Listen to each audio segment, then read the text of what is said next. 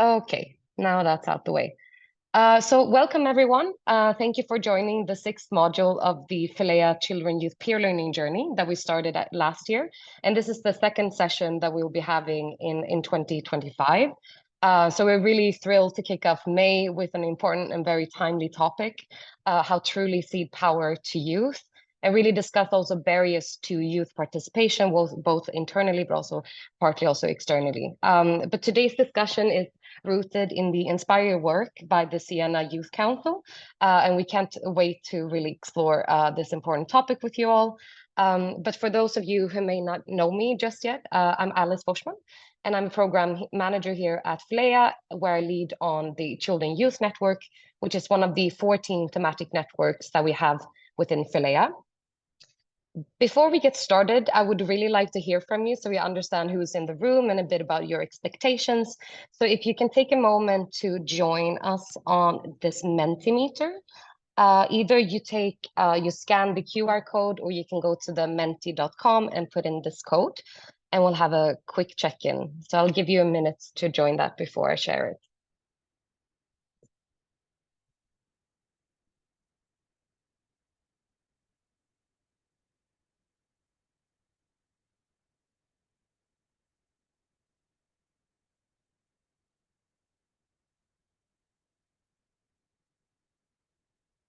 Has everyone been able to join?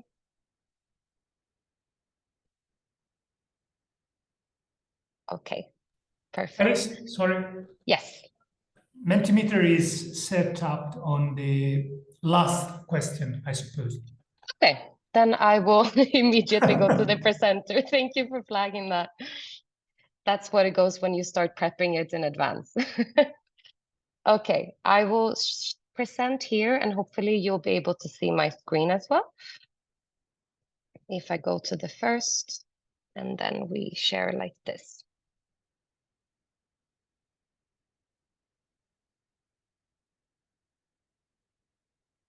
And you let me know if you see the Menti.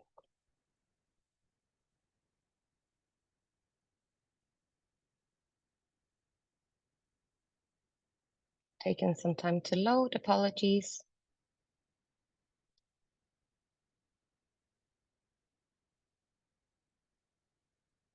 I stop for 1 second, apologies. There seems to be some issues with the Wi-Fi today at the office. Now I'll give it one more try.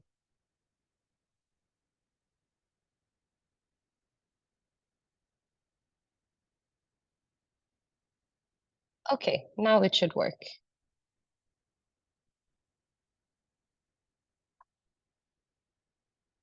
Can you all see my screen? Perfect, there we go. So the first question is, in which country are you based?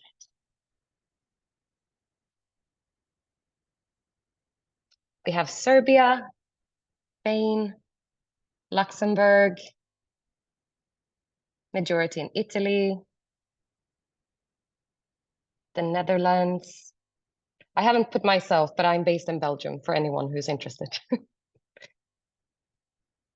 Okay, so majority Italians. And then we have Israel, 9 responses.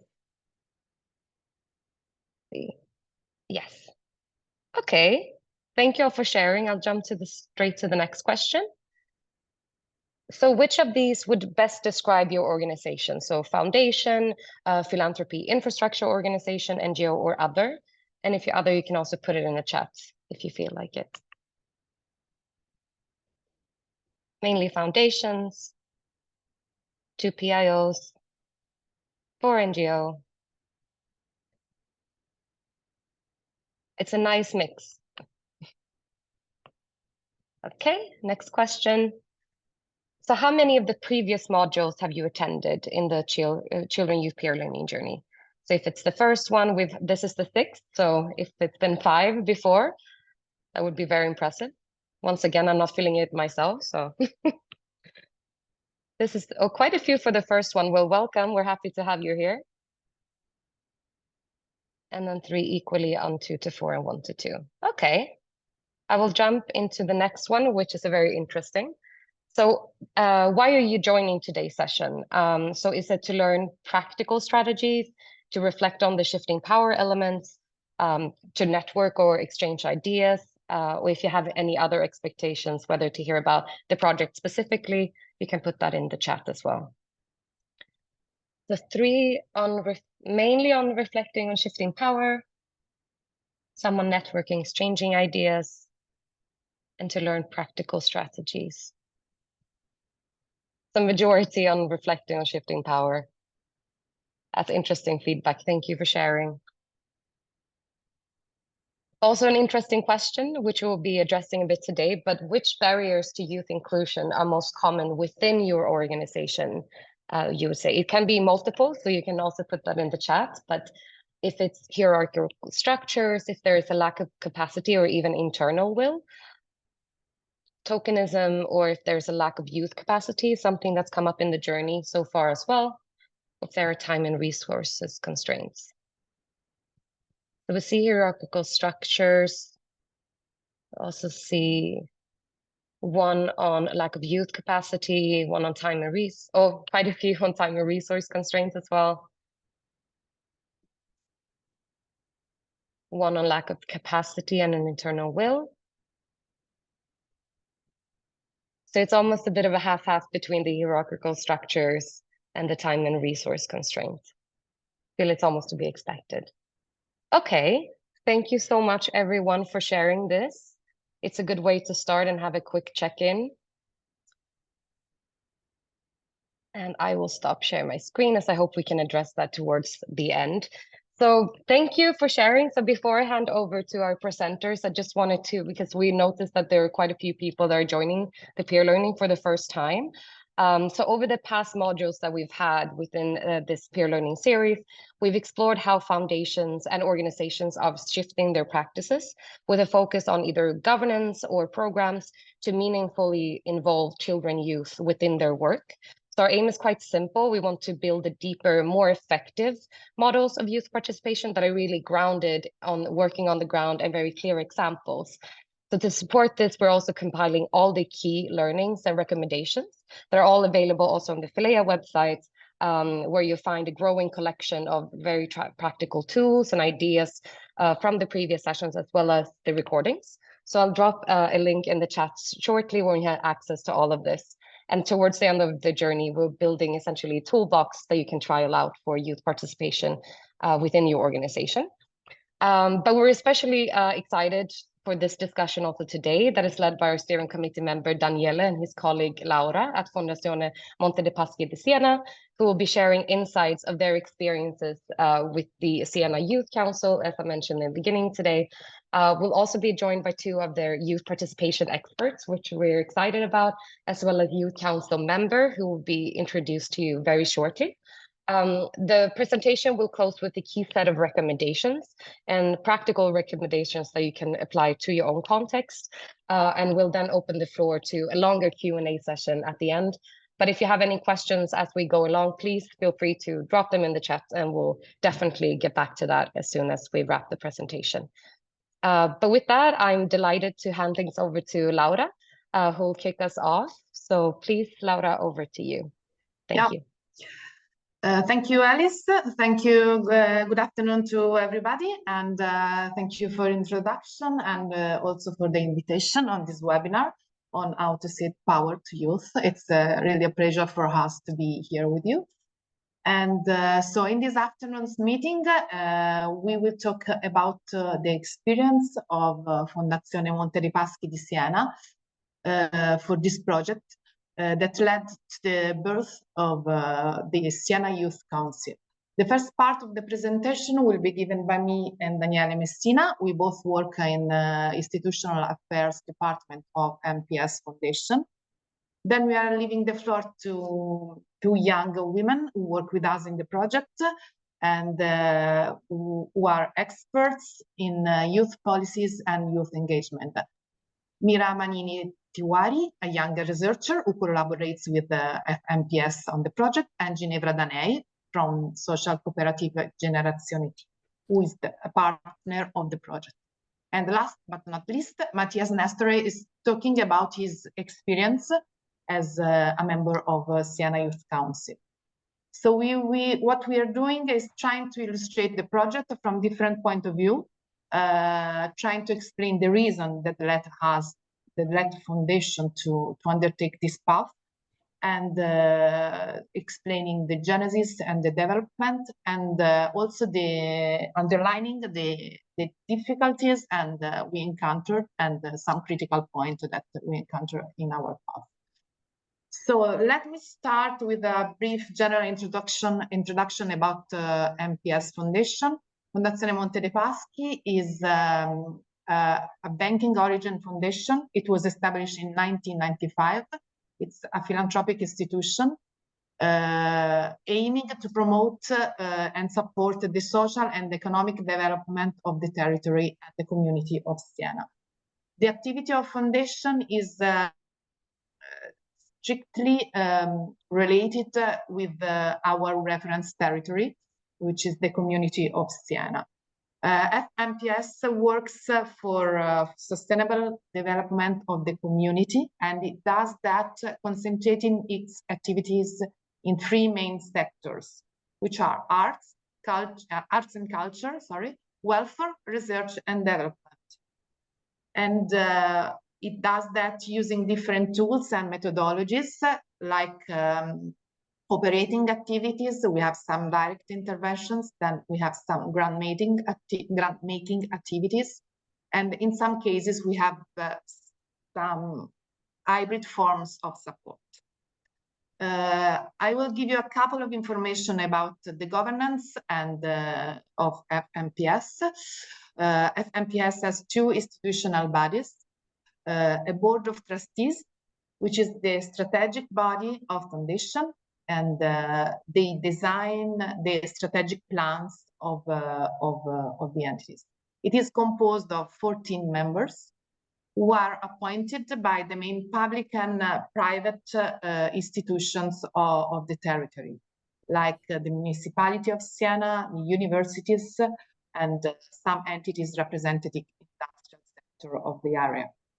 Then we have a board of directors, who is composed of 5 members, and which is the administrative body responsible for the management and administration of the foundation, which, following the strategic lines drawn by the other body, it decides on tools and projects that are realized in order to set objectives. In this context, it seems useful to highlight the average age of the two bodies, of the members of the two bodies, which, as you can see from the slide, is 60 for boards of trustees and 63 years for the board of directors. In the activity of FMPS Foundation, given its nature of community foundation, the relationship with the reference territory is very important. In this context, our board of trustees, in order to set up the strategic plan, which usually has a duration of 4 years, realizes a listening campaign, which is modulated in different moments of encounter and listening with local stakeholders. These moments they play a very important role for foundation in order to bringing out and understanding the needs and the necessities of our territory. This is a very important point for the subsequent definition of strategic objectives and the identification of adequate answers to these needs.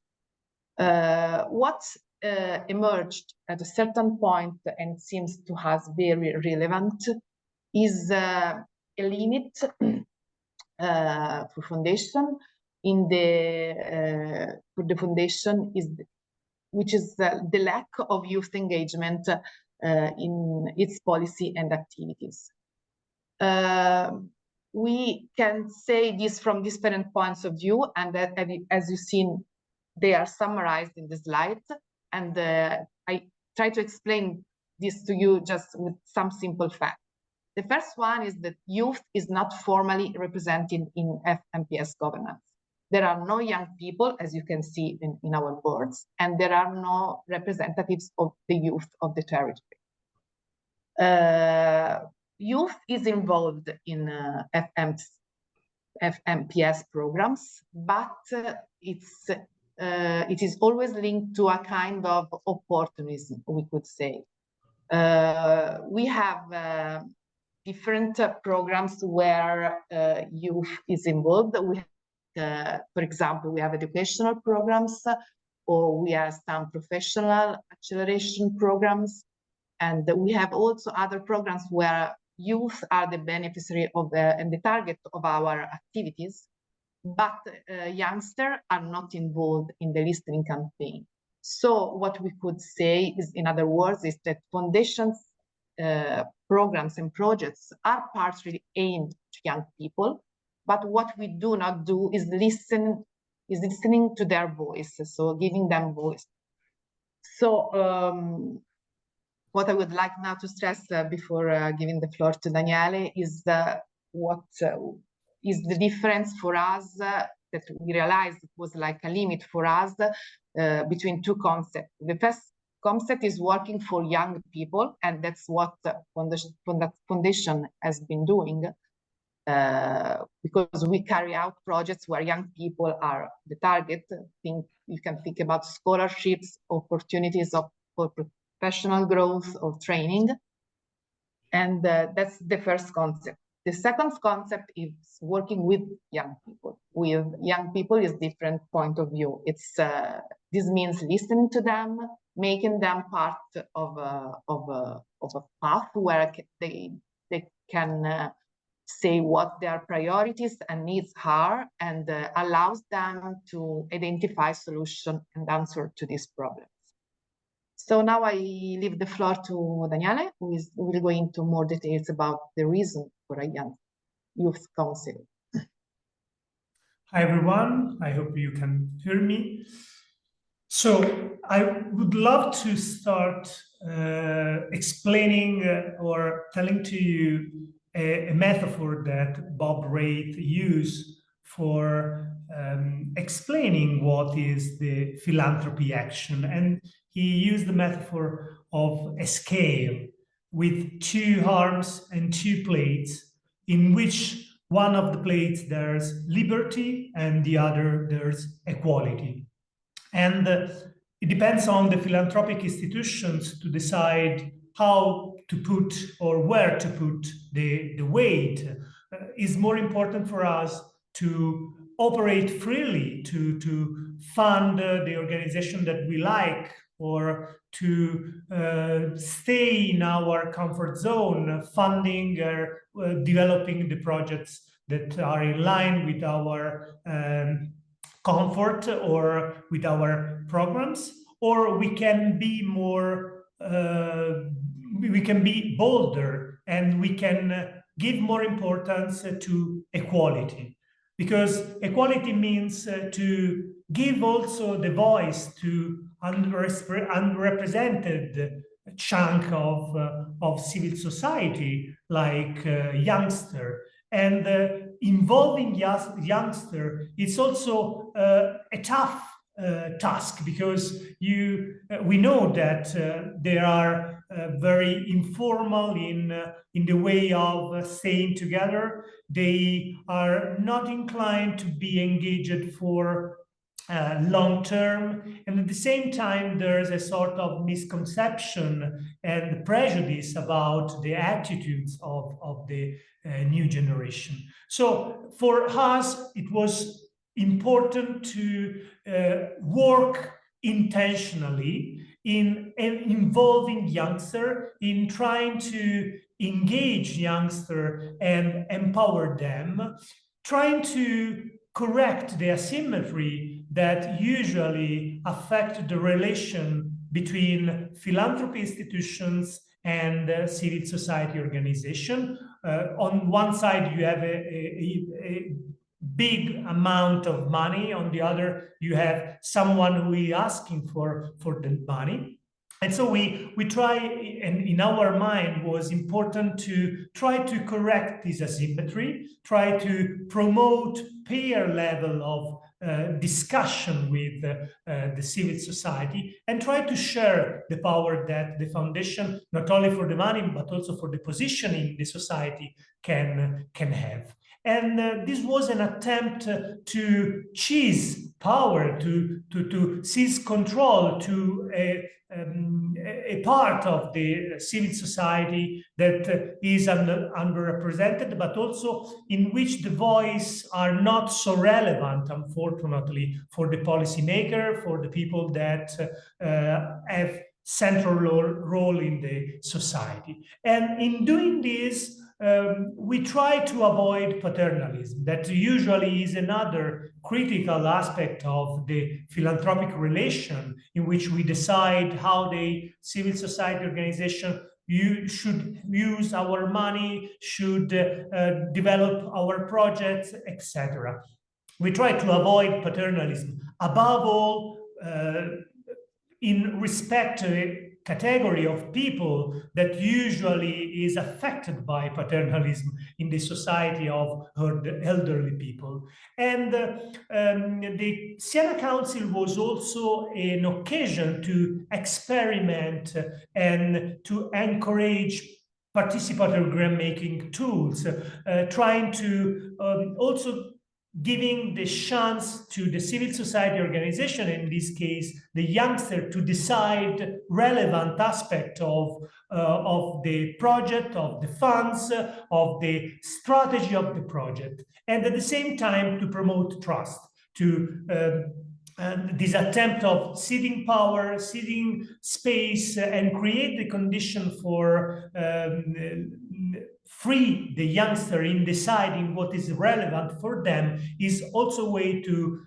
show our trust for them. And the last point, very important for us, was to foster the intergenerational perspective, also for our goal to refresh our strategy and to embed this new intergenerational perspective in our strategic plan that Laura mentioned before.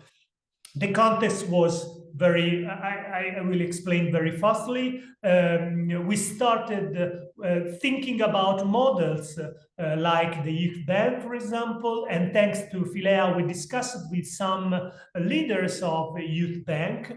Then we go through a documentation phase in which we study some publications, some literature on this topic, like, for example, the youth participation in philanthropy, and reading and studying this publication of Philea that was issued in 2022, we realized that also the notion of participation was different, because we usually thought to a passive participation of our stakeholder and not an active one. Or the publication, for example, promoted by and issued by Elevate Funder, and some interesting case of engagement of youngster, like the Young Advisory Board promoted by Compagnia di San Paolo, which is a bank origin foundation based in Italy. So we try to find an entry point in that could be the best way in engaging the youngster, and we find that the university level should be a very interesting or common, a useful entry point for engaging youngster. And at the same time, we understood immediately that we should use a peer engagement like the one that Ginevra and Mira will tell to you.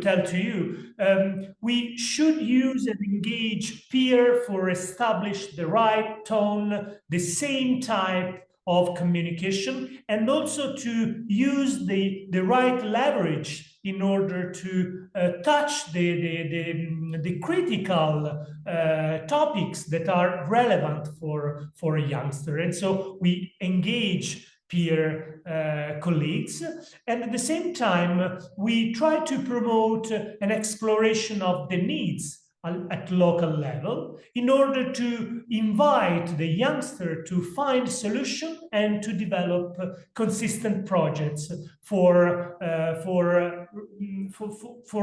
imagine a solution for the needs that emerge at local level. And we put at disposal of the Youth Council also a small amount of grants that they were free of using, also on deciding, because we try to set up the condition for giving them the free condition for deciding how to develop the solution, how to manage the processes, how to use the money in a sort of self-regulation mode.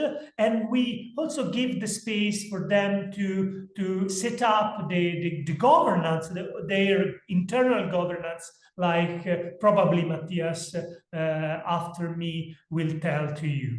And we also create a governance of the project that try to put together all the different stakeholders that at local level are engaged in youth policies, like the Siena municipality and the two universities that are based in Siena. And this also open to some obstacles and some roadblocks that we coped with, because, for example, discussing with the Siena municipality, we understood that the Siena Youth Council was perceived by them as a sort of trespassing, a sort of interference in their policy, in their competencies on youth policies. And so we had to discuss with them to limit our initiative in some aspects that are not covered by their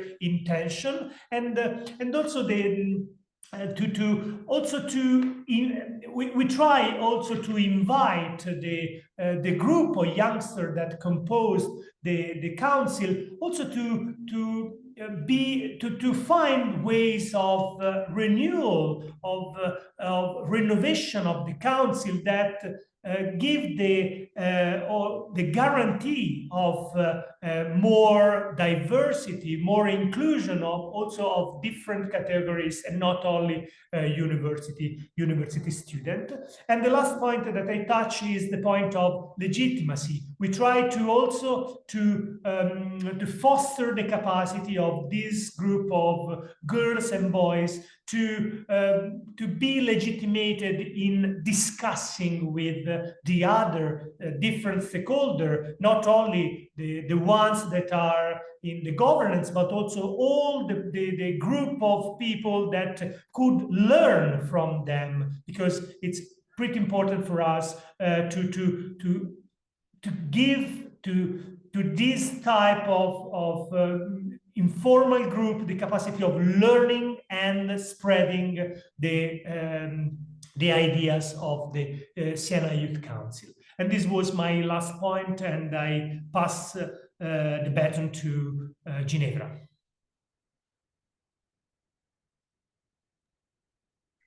Thank you very much, Daniele, for your introduction. I actually think that this very first slide about the Sienese context belongs to Mira. If she maybe wants to jump in. Thanks, Daniele and Laura, and thanks, Ginevra. I'll do a really quick run through because I think it's quite safe to say that Siena is unlike any city that anyone in the webinar comes from. I could go as far as to say it's unlike any city in the world. And it'd be interesting also to hear from Lucia later, because she's hopped in the chat to say she's a fellow Sienese as well. So Siena is relatively small, but what makes Siena really, really unique is its history and governance in what are called contradas, which are 17 literally medieval neighborhoods that constitute the walls of the city. So all of the area within the walls of the city, it's still a walled city, are divided into these 17 neighborhoods that in their earliest form date back to the mid-1400s. The distinction about these contradas is they really are part not only of the physical, geographical space of the city. So the territory of the city is literally divided by crests and by flags and by streets that delineate which part of the city belongs to which contrada. The property of the city is co-owned, therefore, in large part by the contradas. So any initiative you want to take on, anything you'd like to do, involves the municipality of the city that governs as any other city does, but equally the contradas that govern what happens within the walls. In terms of belonging to a contrada, you have to be born or baptized into one. So this is a very important distinction in terms of the demographic we're working with. You have a high sense of historic belonging. I mean, people are not necessarily tracing their families back to the mid-1400s, but if you wanted to, you could. And therefore, by extension, your participation in those activities. And one of the best analogies to describe this is it's a bit like a Hogwarts house. You have a sense of identity that it's not just, I'm from this neighborhood. It is in its deepest sense, it can be, this is my family. You have rights, you have responsibilities, you have support, and as extensive or as limited as a participation as you want, but at its fullest, it can mean you can spend all of your free time in the contrada in terms of how you support it and build community with them. And there's a whole calendar of events and structures that Daniele and Laura can tell you more about, but that really build up a full life of these communities in the city. There's a strong sense of purpose to what you do in there that gives young people who belong to the contrada or can give them a very strong mission, fulfillment in their day and fulfillment in their life. But therefore, as you can probably imagine, this has very significant impacts on the interactions, spaces, and development of the city. We can talk more at length later in the Q&A, but we might talk about some of the projects that have come up in the council. And some members of the council suggested opening a community space. And we have a member of the council who is a member of the contradas and who asked a perfectly emblematic question, saying, well, you know, me and my friends, we have the contrada. We have it's like a clubhouse or a Hogwarts house that they have that belongs to everyone. It's free use for anyone of that contrada, and says, why would I want this space? And everyone in the room looked around and said, well, this is the point. We have two very distinct communities in the city, and that percolates into the everyday. So we wanted to give you a bit of this background to tell you the landscape that we're working with when we're trying to build up a youth council for a youth that is fundamentally almost binary. Okay, thank you very much, Mira, for giving this background, which I think it's very useful for you to keep in mind to better understand now the history of the Siena Youth Council that I'll try to set out for you. So we started working as Generazione T with Fondazione Monte dei Paschi in 2023 to let's say, build this project that at the very beginning was called Uno Sguardo Giovane, which means a young gaze. And again, at the very beginning, we decided to involve university students, both from the University of Siena and the University for Foreigners of Siena, because we thought that involving young people already used in working with again, other young people and already used to developing projects for a community would have been easier somehow. So what we did was mapping the students' associations that were active at the time in Siena, and we found 16 of them. Then we decided to invite 1 or 2 members from each association to an initial focus group in which we basically asked them to, let's say, share with us their perception of living in Siena as a young person and especially as a young university student. So we had this focus group, which was based on 4 pillars. four sectors, which are services, professional development, personal development, and accessibility. And we had a very long and I would say very important discussion because as a facilitator, you could really feel that those people needed that space to express their needs. And what came out was basically the need to feel part of the community. So again, as Mira explained, if you maybe in Siena more than in other university cities, it can be hard for a student to integrate, but those people really wanted to, let's say, make their part. So they showed that they were willing to take part in the community, and they only needed a space, a project, and somehow this was the case with the Siena Youth Council. So then we also shared a survey to somehow have a confirmation of what those people said. And we received around 1,000 responses, which, basically confirmed what we had found out during the focus group. And at this point, we allowed the university students that we had already called to take part in the focus group to propose a project. So each association proposed a project to make sure that let's say university students could have a say in the development of the city. The projects were really heterogeneous, I would say. And in the end, we asked them to, let's say, move from the initial set of 10 projects to just 4. And then we gave them the opportunity to vote. So they decided which project would have been funded by the foundation.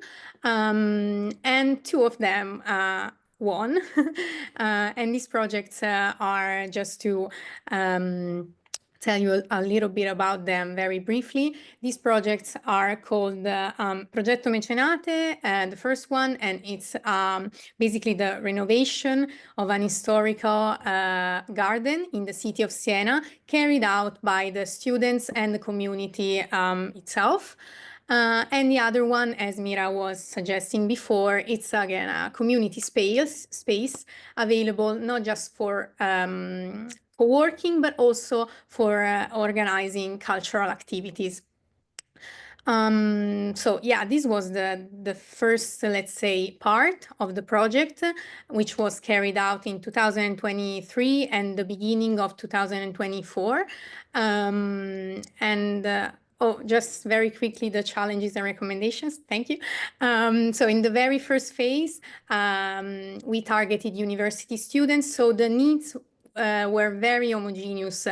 And maybe if you want to replicate such a project, we thought that a useful recommendation could be to choose from the very beginning a broader configuration of the audience you want to reach, so that in the second phase, it's easier to, let's say, have fruitful discussions with the very different backgrounds.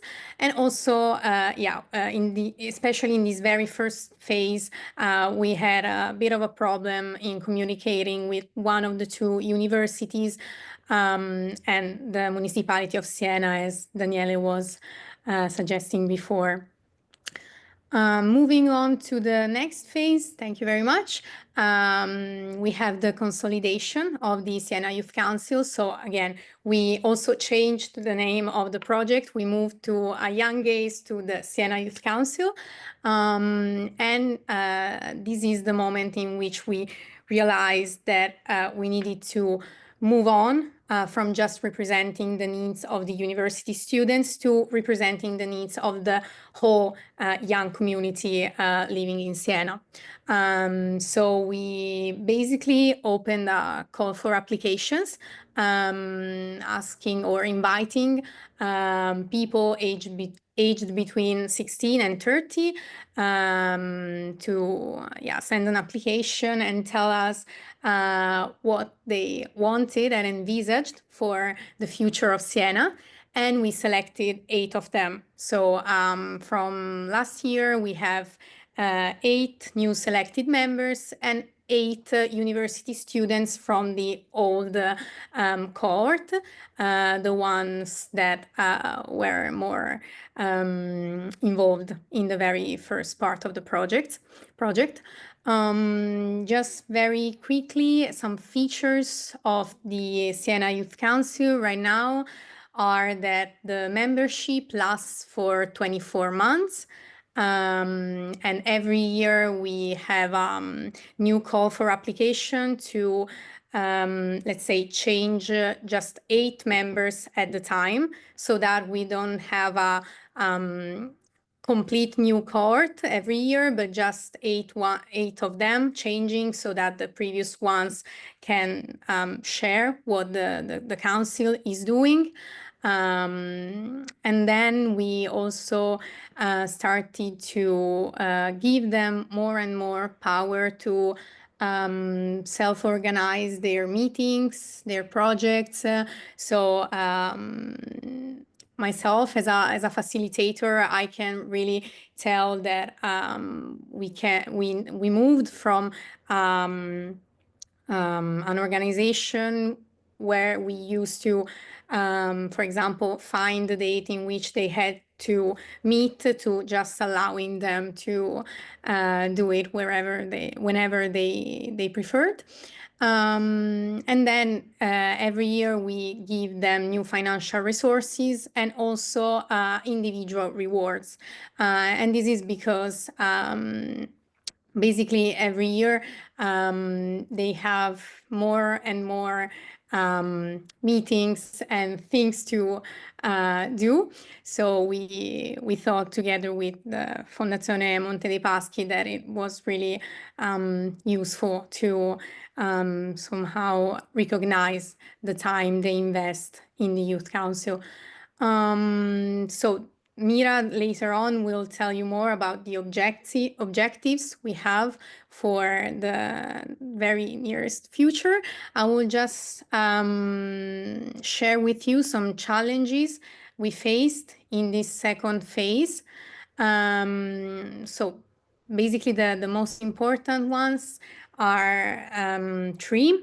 So it's quite obvious that once you decide to build a more inclusive and diverse group, different backgrounds will often or sometimes clash.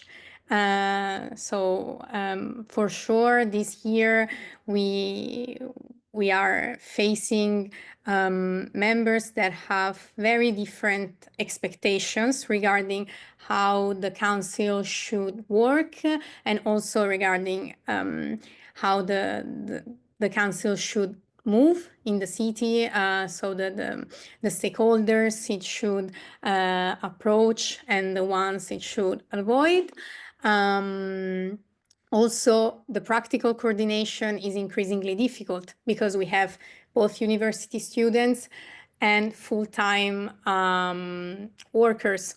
So sometimes scheduling the meetings, it's not really easy, as Matthias will tell you later. And maybe just a recommendation for you in case you want to replicate this experiment, this project.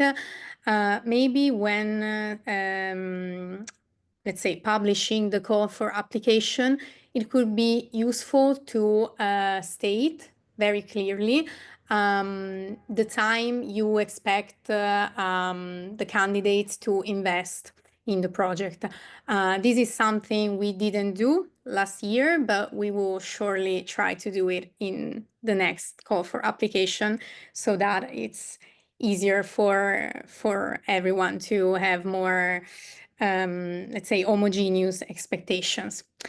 Now I will give the floor to Mira, and I apologize in advance. I need to leave this meeting, but it was a real pleasure for me to be here to tell you more about the history of the Siena Youth Council. Again, thank you very much. Thank you so much, Nira. Thank you. Hello again. I'll be very brief because you can feel free to ask about more of these challenges in the Q&A, and it'll be interesting to hear how you've handled similar things as well. Going forward, we have a few overarching challenges that we're trying to navigate as we build this strategy. The first is quite obvious. It's avoiding representation, so not speaking for the council, while also recognizing that the Fondazione has very important power in the city, and that the council would not be able to represent itself at its current position if it weren't for the Fondazione opening the gates of the spaces of which it is the gatekeeper. This isn't a new challenge, but it's one that we're really actively wrestling with in terms of how soon certain members of the council want to have operational independence and the intentions with which we set up the council. And at the same time, the extent to which certain entities need to create spaces of legitimacy that the council would not otherwise have access to. The second challenge is that irrespective of who created it, even if it were created by myself and Ginevra, Generazione T, who are peers of the council members, so it's not necessarily just an age thing, the council is in its current state an entity that was created for its members by necessity. It is a council that came about through projects that were proposed by the Fondazione, built together with Generazione T. That means that it has a level of operation and a level of motivation that is necessarily different from a group of 8 young people who come together and say, we want to form a council. This is by necessity because there was no landscape in which a group of young people might have been able to do so, going back to the earlier point of that lack of legitimacy in the city. And yet it's a dynamic that we're having to contend with because that by necessity conditions the level of motivation and the level of interest that you have from different members. And the third challenge that we're going to face going forward is that the composition of the council is going to change. By default, it's going to change because the first 8 members that Ginevra mentioned came about through the history of the project through Uno Sguardo Giovane. So the initial phase in which we really worked with university associations as important entry points to the young population of Siena. As Daniele and Laura mentioned at the beginning, there is no youth representation in the city. So as an entry point, you have to go to entities that in some form, in some democratically elected form, represent young people. And so you have the university associations. It was important to recognize the time that they gave to the council, and so they therefore also earned a place as early members of the council. That means half of our composition are exclusively university students and also come with certain interests and backgrounds from their university and political associations that shape their participation. From the next round of elections, there will no longer be reserved places for representatives of university associations. So the composition necessarily changes hypothetically to be more diverse. And we're also intentionally broadening that a little bit, as Ginevra alluded to bring in perspectives from young people in Siena who don't have that grounding in a university context. We're seeing varying levels of desire for independence and liberty, with some members of the council suggesting that they would have wanted an entity that was already more structured and formed, and others who are really enjoying the blank slate to create the governance of the council and decide which direction it's going to go and what the purpose is. In terms of how we're going to support or how we want to support the council going forward to build that legitimation, we want to spend some of our energy on doing research to accompany them in their work. So open up to the council members to ask us questions and say, what are some best practices in creating youth representation? What can we learn from what already exists? And can we put in some of that time to help give them materials and learnings that they would not otherwise be able to go into? We're building a case study so that other entities, a bit like in this webinar, can refer to it. It's by no means a best practice, but it is a case study with a lot of work that went into it, and we want to share the decisions and the challenges and the dynamics, just the way we've turned to other case studies. And we're building a set of stakeholder engagement meetings, which loop back into the first challenge. If there are entities in the city that would be important for the council to meet, such as members of the municipality or the universities or key entities in terms of welfare and well-being in the city, it's less likely that that meeting will happen if a current individual from a currently unknown council writes to them directly, than it is if it's facilitated by the Fondazione that first introduces the council and says, look, we'd like to introduce this new entity to you and make it known so that you can start working together autonomously. Matthias might tell you a bit more. They're building a similar strategy from the inside. So that was interesting to see with those varying levels of autonomy and the varying interest in this blank slate. Certain members really want to engage in what would this strategy look like? How would we engage with stakeholders? And what would we say if tomorrow we were to meet one of them? What is our long-term goal? And so Matthias is leading up that commission. And as Ginevra alluded to, we want to work together with the current members of the council and say, what would the next round of elections look like? What would you wish you would have known when you applied to be part of the council? Based on the strategy you're setting out for the council, what kind of legacy do you want to set out for the criteria of membership? Who do you want to be part of this going forward, even 5 election rounds from now? Yeah, and we can talk more about that later if you have any questions. I'll hand over to Matthias. Perfect. Good afternoon, everyone. Thank you, Mira, and thank you, Daniela and Laura, for having me here as well, representing the council. I just want to check how we're doing for time, because I know there's Q&A and there's probably not loads. 5 minutes? Yes, yeah, absolutely. Thank you, Matthias. Okay, thanks. So in terms of my experience within the council, I would say it was unlike anything that I had done before. I currently work in a grant-making organization, so work within Philanthropy, and where we have not very little. We have zero interaction with our beneficiaries. So I would say it was a completely different experience for me, and the things that Daniela and Laura were describing in the beginning are things that we experience day to day in the council. So we do feel ownership of what happens. Sometimes some members would say too much. There's definitely a power shift in terms of us having to really understand and think through how we're going to make the council work and what we want the council to do. And also, I think a really strong sort of feeling of being trusted, and the development of social capital and relational capital within the council. So I've been interacting with people that I don't think I would otherwise have interacted if it wasn't for this initiative.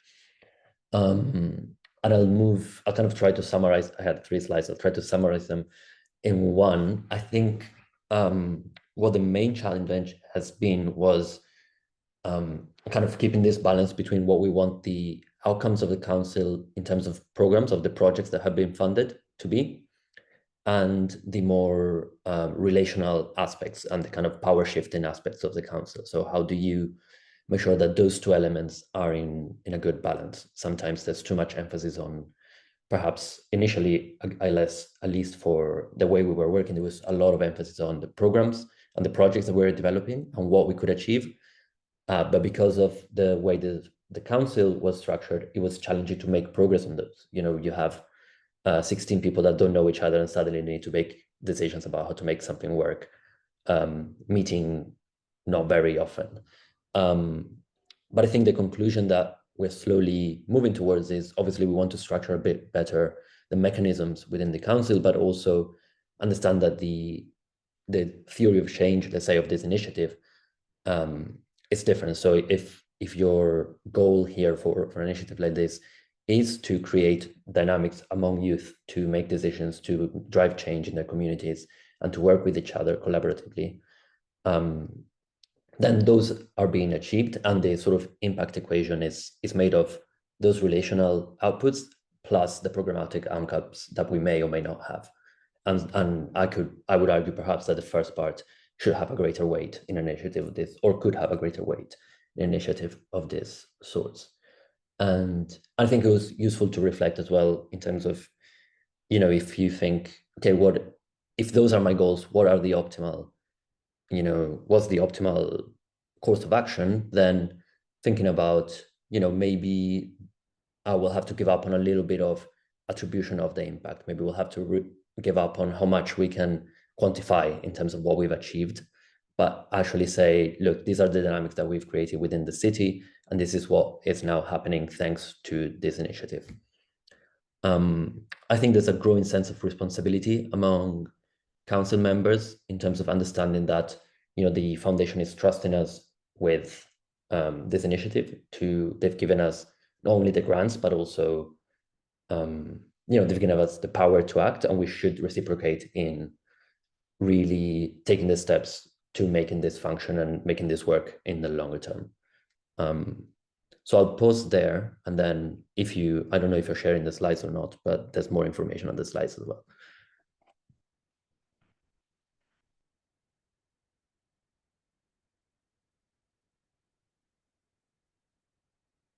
Or I can keep going.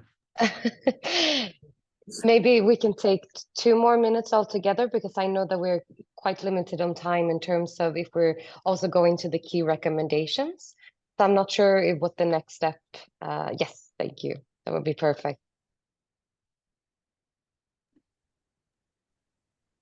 Yes, the creation of the key recommendation comes from the different people that work at the presentation. So from a philanthropic institution was important and is very important to listen to youngsters with humility, avoiding paternalism, avoiding the power that we have in influencing their vision, their strategy, and at the same time to give youngster the power, and at the same time being aware that they need power now, because they represent not only the future, but they represent the present, and they need to be empowered. And our responsibility is to create all the conditions, all the assets, and share whatever we can in order to empower them for raising the awareness about their priority, and also trying to shape the young policies that are in line with their expectation, and not only the expectation of a population that unfortunately in Italy is made by primarily elderly people and not youngsters. I don't know if Mira and Matthias would like to represent the third and the fourth recommendation. Sure, gladly. Very briefly, I think we mentioned earlier across the presentation how certain expectations and certain behaviors of different actors have misaligned in the creation of the council. And that is normal. We've got different entities that are coming together, and there does come a moment in which there has to be a bit of a leap to found the council and get going. But looking back, there were perhaps certain foundational conversations we could have had with the council at the very, very, very beginning, the first ever meetings, to check our assumptions on what's the need and the nature of this council. And it might have been a bit more of an open-ended conversation, but opening up that transparency on how we're building it and get that input really early on. And in terms of knowing our context, there is so much that goes on, not only in the context of Siena, in terms of the absence of this legitimacy and of these kinds of organs, as Daniele and Laura mentioned at the beginning. There's also important parts of the Italian cultural context in terms of the extent to which young people are involved and how they're seen at an everyday level, in not only in politics, but how you're seen in a lecture hall. And that creates a very important precedent or lack thereof for how young people will see themselves in a context and how other stakeholders will behave, like Ginevra mentioned, the behavior of the municipality or of the university for foreigners. And I think that's a level of knowledge that you can never have perfect, but they're important expectation management levels. Matthias, I don't know if you want to add into anything there. Yeah, no, so obviously agree with all of those. And perhaps while I do value the sort of ceding of power or lack of interference of the Fondazione, perhaps it could be useful as well to have the more frequent conversations. So like as peer-to-peer interactions. So saying, okay, now we're not a separate entity, but we're almost behaving like one, and could we engage more directly with each other? So I haven't checked this with them before, so I hope it was okay. Yeah, obviously. And thank you for the attention. Thank you so much, everyone. Thank you, Daniele, Lara, Mira, Matthias, and also your colleague that unfortunately had to leave. Thank you so much. This is very interesting. Daniele, if you would mind stop sharing your screen so that we can see everyone for the Q&A. So we have almost 30 minutes for Q&A, and I'm sure that there are quite a few questions. I wrote down a few as well, so I would take the opportunity to ask right away before handing over. You mentioned before that there was a bit of a discrepancy in understanding the time and the investment of time essentially that was needed for the youth council members. Was this a lot more than they had initially anticipated? Was this something that was communicated? And if so, was it also due to what Matthias was mentioning, the reciprocity and sort of the less structure that was in place, so that this was an addition to that sort of time investment needed? So I'm not sure who wants to take that, but it was an interesting. Matthias, maybe. I can give my perspective, or like the council's perspective. Yeah, so I think there wasn't necessarily clarity about, there still isn't, you know, it's an open, as Mira was saying, it's a blank slate, so we can dedicate as much or as little time to this as we want to, which also means though that given that it's a blank slate, right now it does require a lot of work and, well, not a lot of work, but, you know, commitment and some time to this. The expectation, perhaps even my own personal expectation, was that there would be systems in place already, and it was more about turning up once a month to debate and then make some decisions. Now, I'm glad that's not the case, because I'm actually quite excited about building things, but I think there was a misunderstanding perhaps in terms of how the initiative was communicated. Thank you. Mira, you want to jump in on that? Yeah, just I think having seen the process from the Uno Sguardo Giovane and then into the council, I think there were potentially two phases of difficulty in understanding the commitment. At the very, very beginning, with the first round of the Youth Council, and Matthias can correct me if I'm wrong, or the first few months of the Youth Council, I think people were on board and kind of ready to get going. We've just been elected, and what are we going to do? And let's find this out. And that necessarily coincided with the moment in which we were also figuring out what's happening with the council. And so there was actually that slowing at the beginning where there could have been more momentum. Now everything has gathered momentum. And then those who are ready to go are really ready to go. And those who expected something a bit more measured or didn't expect something as open as this are struggling to figure out how to keep up and how to be, you know, on par in terms of the meaningful contribution to the council.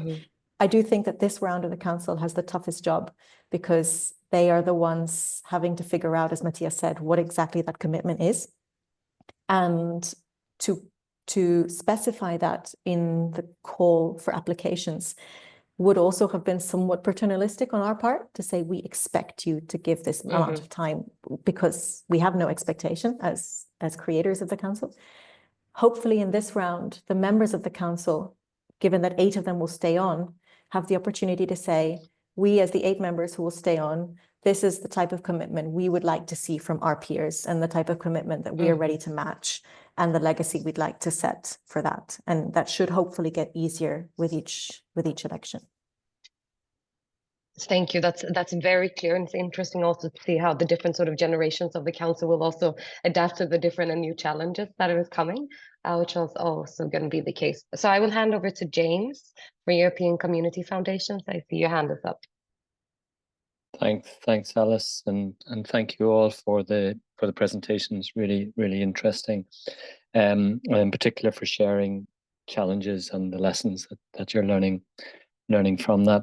I just wonder, do you envisage that the Youth Council would have involvement with strategies or programs more widely with the work of the foundation, aside from focusing on its own priorities and objectives? And secondly, do you see any pathway from Youth Council with that quite short turnover of representation? Do you see a pathway into the foundation governance in any way? Is that something you would anticipate? Hi, James. I try to answer to your question, but Laura can also add her ideas.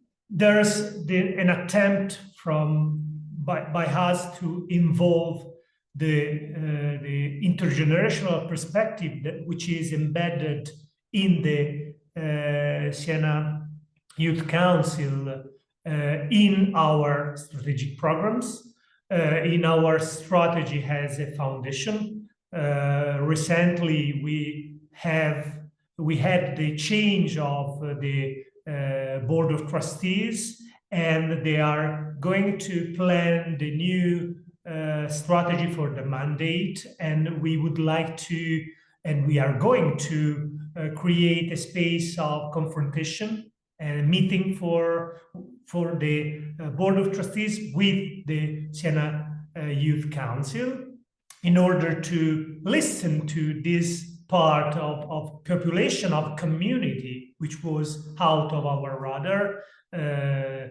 in terms that we explained during the presentation. And so there's this will of engaging more and more them in our programs. The second part of the question I forgot. Sorry, can you refresh? Do you envisage a pathway from the council into the broader governance? Yeah, clear. We would like to give even more independency to the Siena Youth Council. There's this will of avoid representation mechanism and to create a board that is composed by thinker, male or female, but are free to express their will. And we would like to also to give the opportunity to each of them in being involved in the action that the foundation is developing or will develop in the future years. At the same time, it's and we discussed about that. It's a strange creation because they do not create for their will an organization. They do not want to create. They were selected. The foundation was the promoter of the creation of the council, and so there is a balance, like Matthias, Mira, and Ginevra and Laura said, between support them maintaining their independence, and at the same time do not abandon them and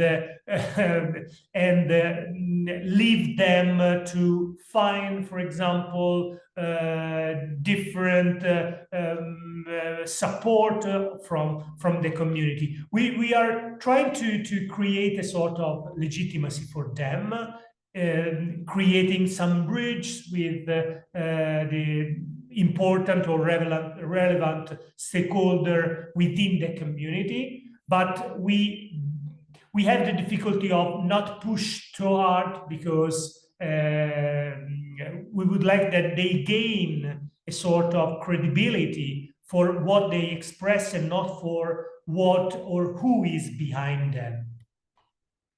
I hope I answered to your question. Oh, and if Mira, Matthias, and Laura want to add, feel free to. Thank you.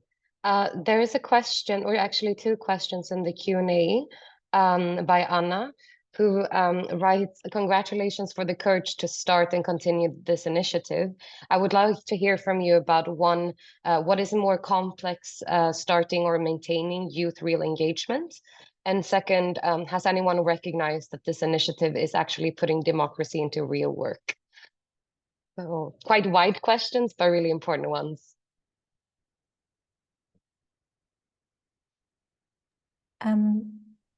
I'd happily have a go at the part of the first one, because I think that's the phase where we're at the cusp of that right now. But I might need to ask for a clarification on the second one when we get there, just to understand it better. Potentially the maintenance is going to be the harder one. Starting it actually had a lot of momentum. The relative homogeneity of the groups with which we really started with Unos Cuartos Giovane, when we were working with university associations, came also with potentially a little bit of peer pressure. This is pure speculation, but if you know that the other university associations are getting involved, your association also wants to get involved, and that creates a bit of momentum to all participate. And as Ginevra said, it was really a space in which people wanted to be heard. So the will to participate, to spend hours speaking was there. We did have a good amount of applications for the council. So likewise, especially for something that's never been heard of before, you're applying for something that is completely out of the blue. To have a significant number of people applying for it meant that there was desire to be there. The maintenance is going to be the tricky part, I think, for all of the points that we raised earlier. Principally because the question is, what are you maintaining? Who is the council and where is the council going? What kind of commitment are we going to maintain? What will the composition be? How many entities outside of university associations will be involved? Are you going to go to trade unions? Are you going to go to volunteer groups? Are you going to hunker back down into a university context and try and build it from there? What's going to happen when you start to be able to take decisions or start to want to take decisions about the functioning of a city, and you have, as we mentioned earlier, the contradas coming in, or the municipality saying, this is our space, conceptually or literally? I think the maintenance is going to be really fun for all of those reasons, and much more complicated than the initial boost.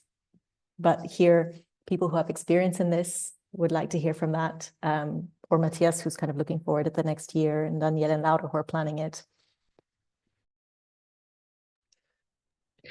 Thank you, Mira. Anna, if you could expand a little bit on the second question. If you can't speak up, if you can write that in the chat, which was, has anyone recognized that the initiative is putting democracy in real work for youth? If this is something you can elaborate a bit on. Otherwise, okay, sorry. Yeah. Hi everyone. Sorry, I cannot put my camera on. I have a very bad connection today. But yeah, I wanted to, again, to congratulate the person, and just to go to elaborate on what you said, Mira. I think now you are conscious about that maybe the future is going to be complex. So that's, you're half ready for what's coming. That's good. I really appreciate that. And regarding the second question, when I think giving an active role to youth to really they engage in political decisions at the municipal level, I believe this is a real democracy into work.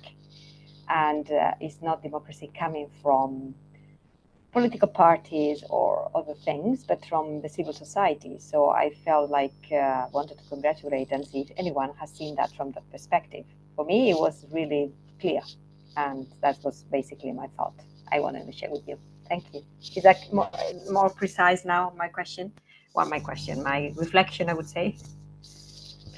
Thank you, Anna, for elaborating a bit on that. If I can just make a very, very quick comment on that point, I think it's something we realized quite recently internally. So first of all, for example, my experience and the one of a few other council members that are working, so are now part of the university or now part of the Contrada, aside of political parties, we would not have another place to express, concerns or needs or being able to act on it. So for those of us that are working and not involved in politics, then there's no actual, or there are not many, at least that I'm aware of, that places where we could engage. And also the fact, very democratic principle of having to engage with groups that have different priorities, we're similar in age, but I think to the credit of the Fondazione, there was really good balance of members in terms of our backgrounds, our experiences, and where we want to come from and where we want to go. So it's a really interesting place and a really interesting initiative to be involved in, because it gets us out of our own kind of micro groups as well. Yeah, just to add to what Matthias said, we try to guarantee the broader diversity possible based on the application that we received, and we also engage also part of the former council members to the selection, and so we discuss what would be the right balance. I'm happy to hear that what Matthias said, but it was a sort of experiment, because we put together 16 people different with background, and we try to create the chance of cooperating together. We are aware that it's not easy. Something could be difficult, but in terms of democratization of the space, I think that they are the pivotal part that should engage other parts of the youth community in Siena in order to engage not only the guys and the girls that are involved in the Contrada, which is a small part of the Siena population, but also all the people that could recognize and resonate with the principle and the initiative that the Siena Youth Council is promoting and will promote in future. I also try to answer to Zeliko question. Sorry. Yeah, we try to also to open space and create bridges with other similar initiatives, not the youth banks. We know that there are 2 or 3 youth banks, one in two in Lombardy, one in Sicily, but we try to create room for sharing experience with other group of youngsters. We made it, for example, at Philanthropy Experience, in which this experience was shared among other 2 coming from different parts of Italy, and we try to also give to the participant, to the members of the Siena Youth Council, also the opportunity to enrich their knowledge and to enlarge their vision. For example, as foundation, we applied to a democracy accelerator program that that is an accelerator for sharing experience and know experience around Europe. And one, Francesca, who is one member of the Siena Youth Council, is currently attending to this program. So we are trying to also to set the right balance of activities, because we don't want to be too heavy for the members, but at the same time, all the occasion that we can open for them are really appreciated by them. Thank you, Danielle. Thank you so much for your questions.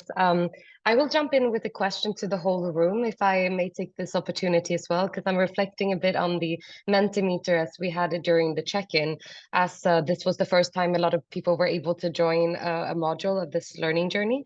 And one thing that was indicated as one of the biggest barriers to youth participation within your work was the lack of time and resources. So I would just like to see if anyone would like to add any point to this, or reflect together with the whole room. Otherwise, there's already a question in the chat as well. Just putting it out there.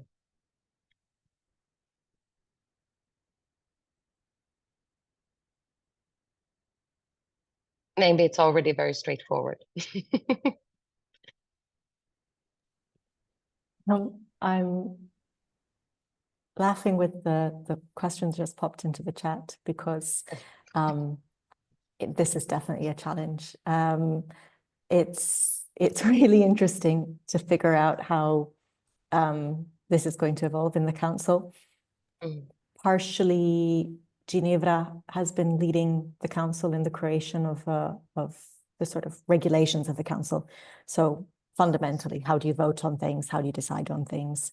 What are your rights and responsibilities? And that's taken a bit of time, but it's needed to give a bit of sense of grounding and direction. And if Matthias wants, he can speak to a bit of how that process has been. On the micro level, it does get trickier, and that has to do with all of the other micro factors that we've spoken about. Can you have a meeting in which everyone can participate? The answer is no. We have not, I think, to date, had a meeting in which everyone can participate. How much do you take silence as a sign of someone's response? So the general consensus with the people who've been more participative is that it's 2025, it's a digital world. If you want to express an opinion, you have every means to do so. It's a Google Doc, you can put in a comment, you can write something, you can call someone, you can send a voice note on WhatsApp. If you haven't showed up to the meeting, you have every chance to express your view, and after a certain point, you move on. That isn't necessarily at an explicit level democratic, because it means at the point at which you choose to move on, you haven't had everyone put up their hand and say, yes, we're ready to move on, or we sign off on this. And that's where you get the misalignment of levels of motivation, levels of momentum that we're seeing amongst members. So the physical enactment of resolving disagreements and the democracy of that is definitely an interestingly messy space right now. I don't think it's caused any significant problems, but it's something we're actively figuring out moment by moment.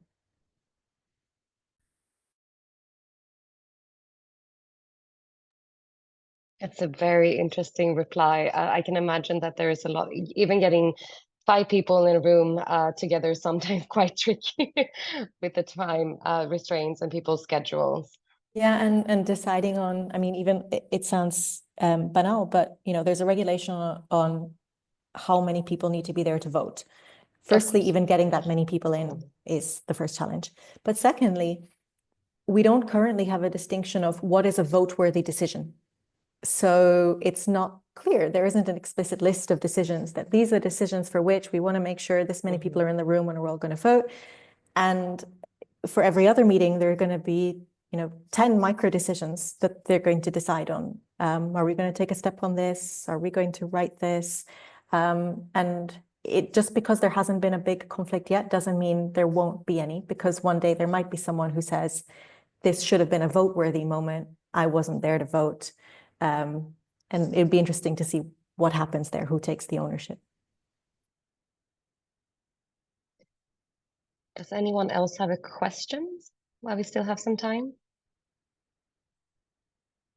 Just to raise your hand or speak out. It's also okay.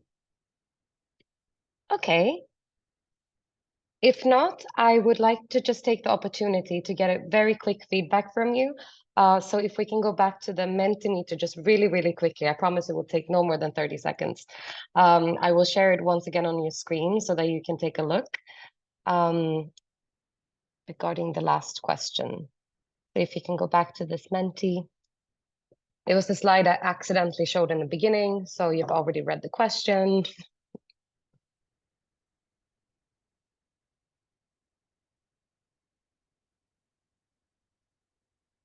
Hope everyone's been able to log in. In that case, I will go back to sharing the Menti slides.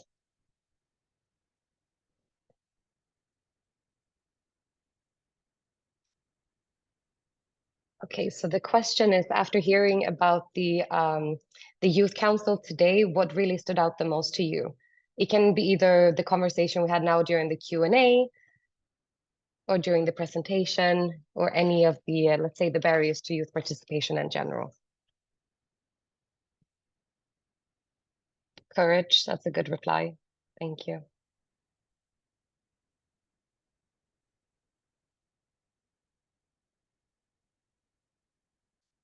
Expectation management.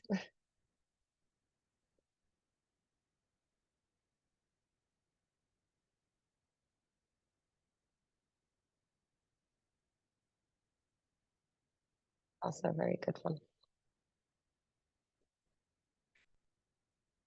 Thoughtful involvement of youth in decision-making, a positive experience.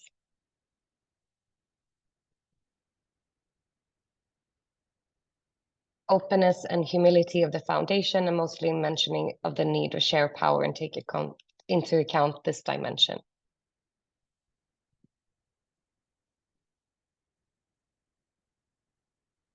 Being brave and putting young people in charge.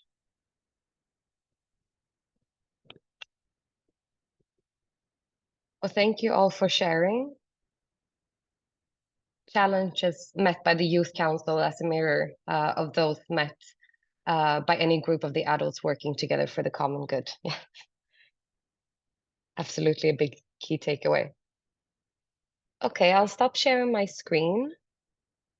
But thank you so much, everyone, for joining the webinar today and the 6th module of the peer learning journey.